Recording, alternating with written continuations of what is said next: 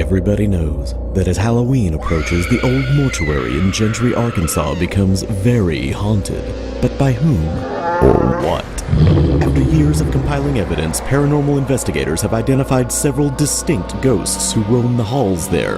Those secret files have now been released. Dossier number 9. The Undertaker. Norman Claypole. Taken from the personal journal of Eunice Carpenter. 7/7/30. There's something seriously wrong with my Undertaker. I at first thought Norman Claypole was nothing more than a crook, a grifter by his own admission. It was the mailman who tipped off the cops, he told me the night I hired him. We'd had several snorts of that bootleg hooch we call panther sweat, and Norman's lips were loose. He went on to tell me that the mailman had found the corpse of an old lady he'd stuck in the weeds by the road. He claimed he operated a big crematorium outfit in West Virginia that serviced the funeral homes and morgues of 4 different Appalachian counties. The place was deep in the sticks. Otherwise, he'd have never got away with what he was doing for as long as he did. He could tell I thought he was pulling my leg, so he reached into his pack and brought out a copy of the Charleston Herald. He wasn't lying. Paper said he'd been charged on multiple counts of theft by deception. See, Norman wasn't really cremating the bodies. Hadn't been for several years. He said he could save a lot of jack if he didn't have to buy coal. So, instead of burning the carcasses, he'd toss them down in the holler, or stow them in his attic.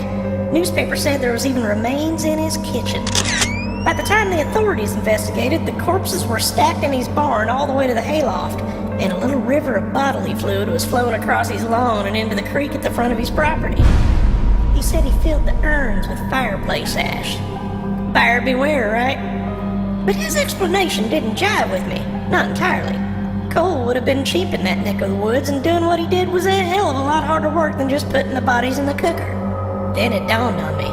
The guy had Mad Hatter's disease, mercury poisoning.